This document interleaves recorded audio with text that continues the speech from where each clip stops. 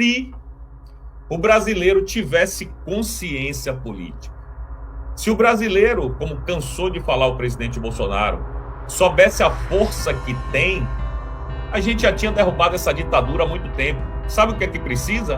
Não é baderna, não é revolução armada, não é sair destruindo.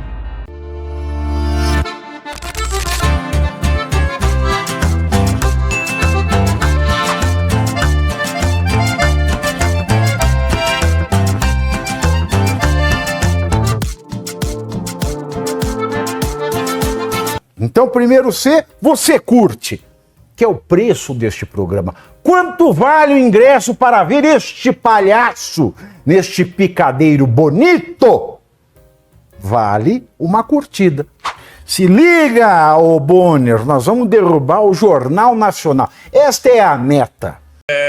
Eu estava pensando aqui, cá com meus botões, por que que o Brasil precisa de uma ajuda externa para sair dessa buraqueira que a gente se meteu? Nós não precisávamos disso. A gente não precisava passar por isso. A verdade é essa, a gente não precisava disso. Se o brasileiro tivesse consciência política, se o brasileiro, como cansou de falar o presidente Bolsonaro, soubesse a força que tem, a gente já tinha derrubado essa ditadura há muito tempo. Sabe o que é que precisa? Não é baderna, não é revolução armada, não é sair destruindo nada. Sabe o que precisa? Povo na rua, em grande quantidade, todo dia.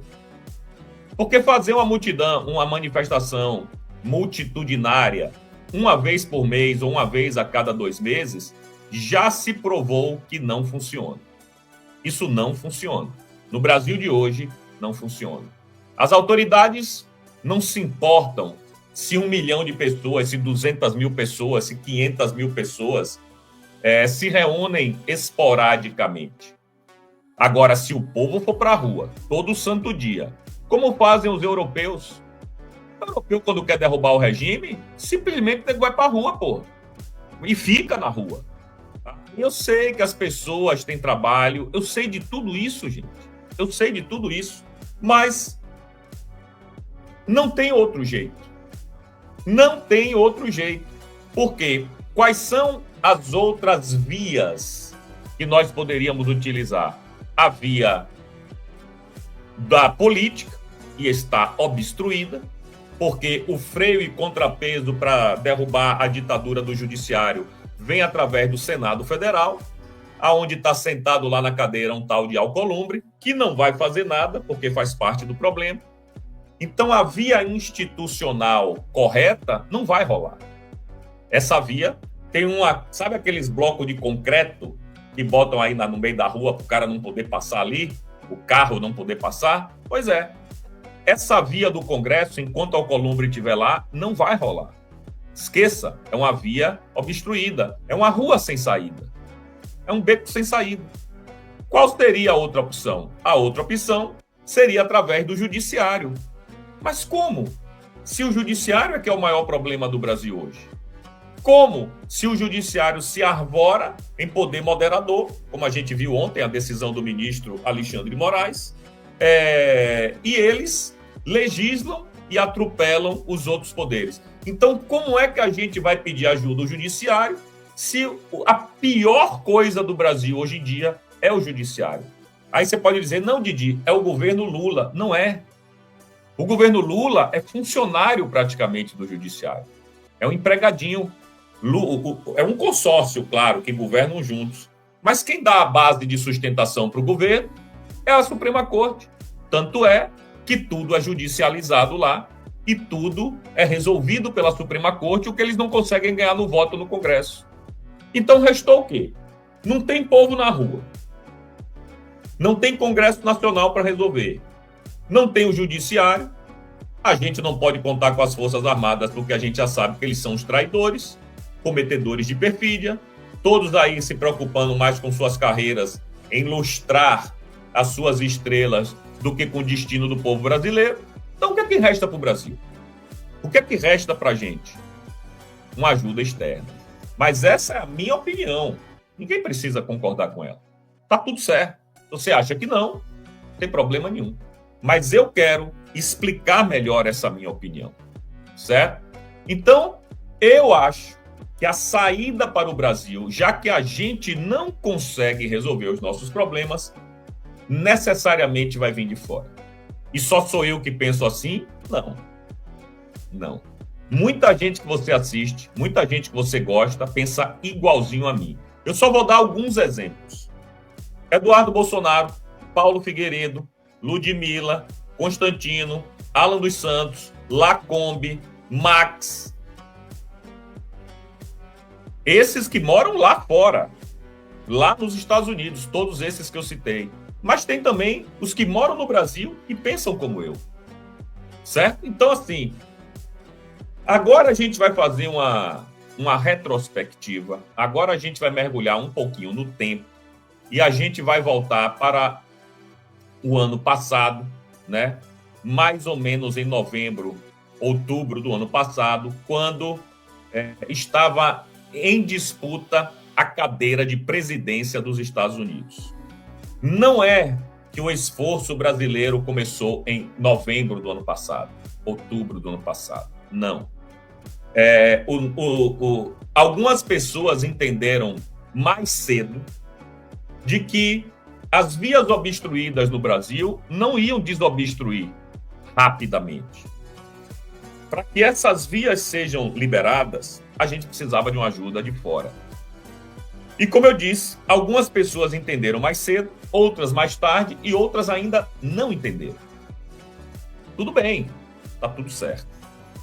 E aí começou há pelo menos 2 anos, 1 ano e meio, no mínimo, atrás, a gente tentar buscar uma saída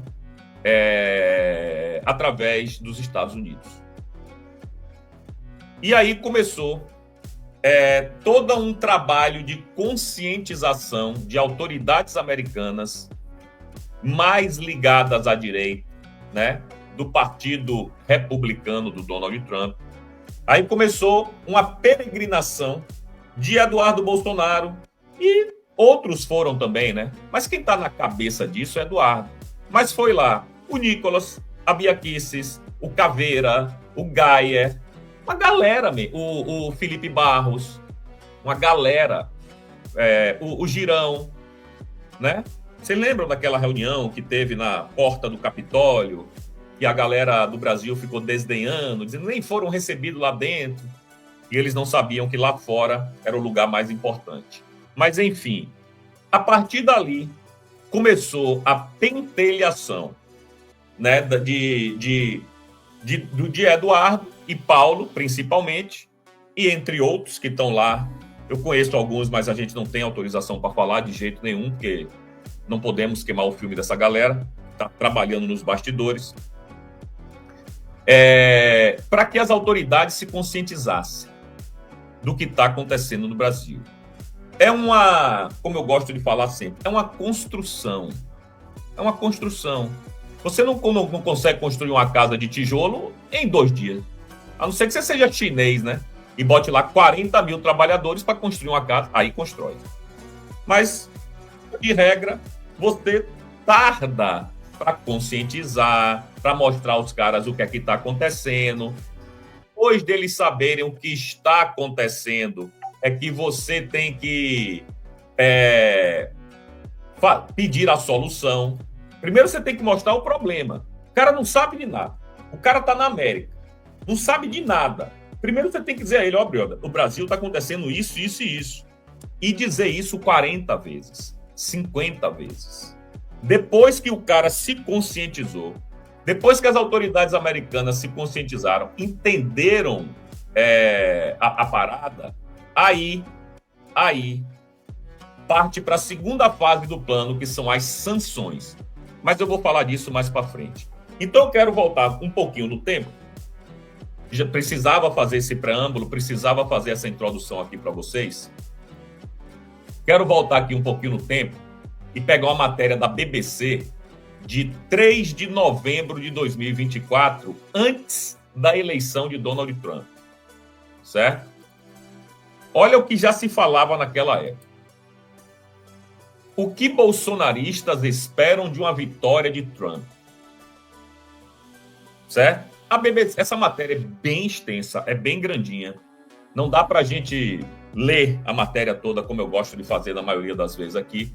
Senão eu ia passar a live toda falando só dela. Mas eu vou no ponto crucial. Aí fala aí, né? Diz assim: o retorno do republicano Donald Trump ao salão oval da Casa Branca, de onde tradicionalmente despacham os presidentes americanos, poderá ter efeito políticos de ordem práticas e filosóficas a quase 7 mil quilômetros de Washington, a capital dos Estados Unidos.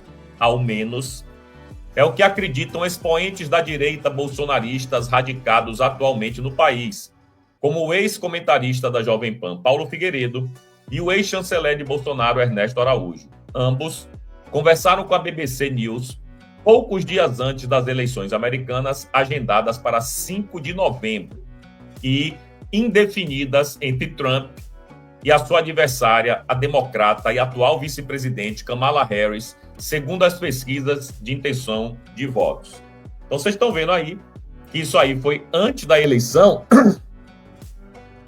e ainda tinha aquela mentirada, né, das pesquisas americanas, de que estava indefinido, que algumas davam Kamala na frente, algumas outras davam Trump, e no final a gente viu que Trump fez barba, cabelo, bigode, ganhou a presidência, maioria no Senado, maioria na Câmara, e ganhou no voto popular, coisa que um republicano não fazia há, 30 anos. O cara ganhou de norte a sul, de leste a oeste. Verdade é essa. Aí essa matéria fala, né, da expectativa dessa galera, mas sempre da perspectiva do Paulo Figueiredo e do Ernesto Araújo, que foram os dois entrevistados nessa matéria da BBC. Certo? Beleza. Aí diz o seguinte: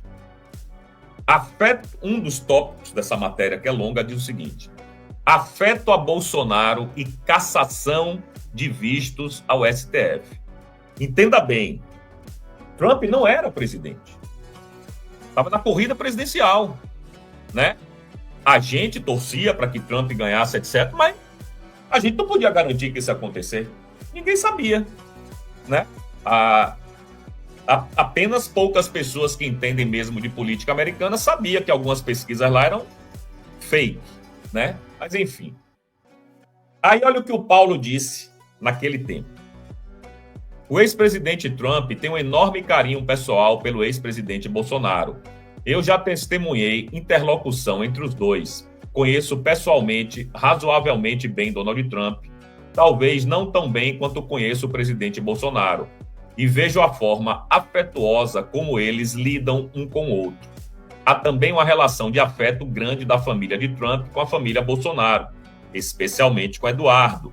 Então, há uma simpatia, há um carinho pessoal. Algumas conversas que eu testemunhei, eu não posso reportar, mas posso dizer a impressão que eu tive de carinho e de preocupação com o Brasil. Naquela época, não se falava em Eduardo para a presidência da República. Nunca. Esse bafafá começou agora, há 3, 4 meses atrás, no máximo, né? Quando se desenhou que, de fato, o presidente Bolsonaro, que já está inelegível, pode ir para a cadeia. Não é o que a gente quer, mas é o que se desenha. Então, essa possibilidade do Eduardo, agora super forte, nessa época, era inexistente. Em novembro do ano passado, era inexistente. Certo? Uma outra pessoa sempre teve essa especulação, sim, de fato, que se Bolsonaro não pudesse, ele poderia escolher alguém, mas efetivamente o Eduardo não estava muito no radar. Agora é praticamente quase dado como certo que se o presidente não puder ir, vai Eduardo. Quase dado como certo. Bom, para Figueiredo, essa proximidade naturalmente transbordaria para ações de Trump na direção cara ao grupo de Bolsonaro. Ainda no argumento de Figueiredo, some-se ao afeto de Trump não apenas os interesses de Musk, atualmente o maior doador de campanha do republicano, que cerrou embates públicos com Moraes, como também o histórico do assessor de Trump, Jason Miller, interrogado por ordem de Moraes no aeroporto de Brasília, onde foi mantido por agentes da PF ao longo de quase 4 horas, no âmbito do inquérito das fake news em setembro de 2021. À época, Miller era o CEO de uma rede social usada majoritariamente pela direita. Chamou os agentes da Polícia Federal de Gestapo, a polícia secreta da Alemanha nazi. Ele é o CEO do Rumble, viu? Mas vai ter influência no governo Trump e o Brasil está no mapa mental de Musk. Então, eu acho que ele vai influenciar a percepção sobre o Brasil no novo governo Trump. Obrigado por assistir o vídeo até o final. Confere se você já está inscrito no canal e se já deixou o seu like pro tio Pavê. Aqui você vai ficar por dentro de todas as notícias quentíssimas da semana. Até o próximo vídeo, Pavenetes.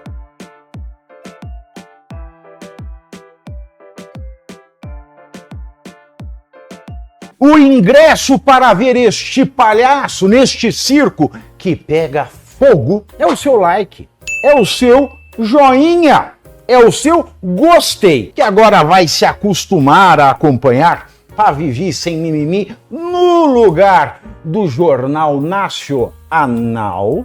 As notícias que a Globo não fala.